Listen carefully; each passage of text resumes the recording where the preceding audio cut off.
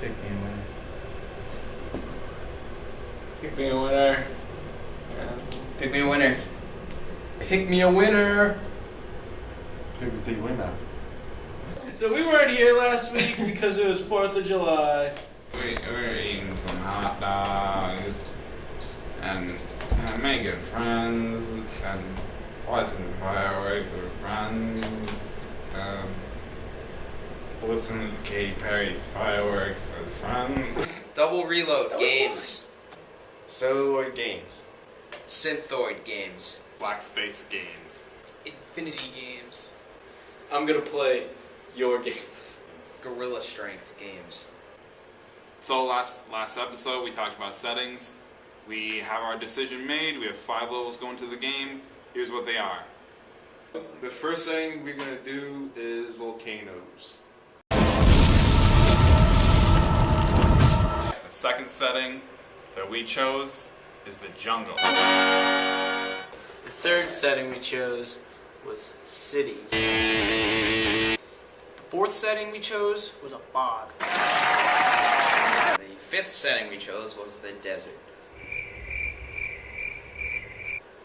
So this week we're going to be talking about the scale of our levels and how big or small our levels are going to be compared to our actual character. So I'm gonna have to go with Trevor, the small level, big character level.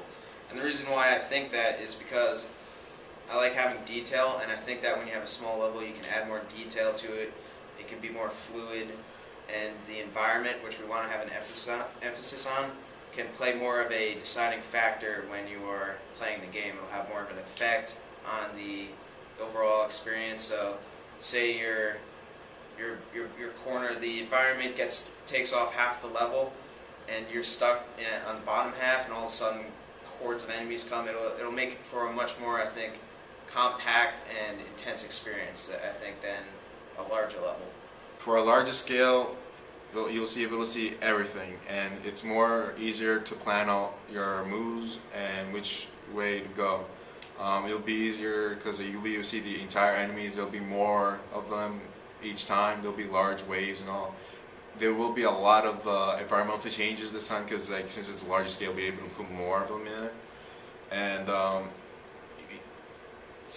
with all that happening, you'll be able to strategize, and you'll be able to use the environmental changes more often as more like a weapon than something to run away from. Those, like, using in the city, if there's a fire, you see it forming before it becomes a huge blaze, you can, like, use yourself as bait, make them follow you, and then, like, use a fire as, like, a giant bomb.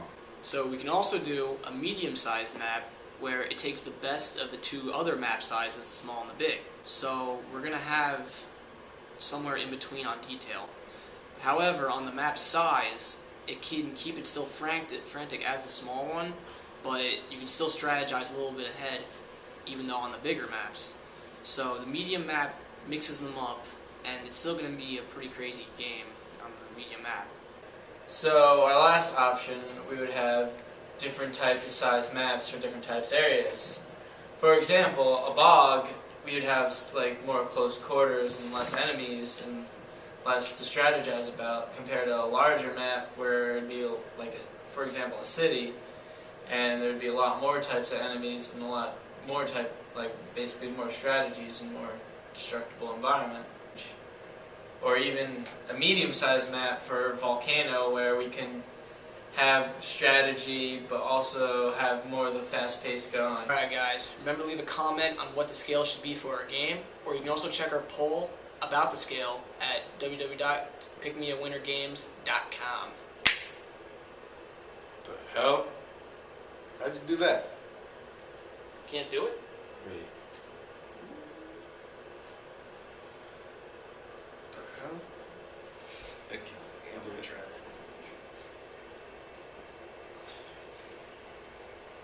Next week, we're going to show concept art on the jungle.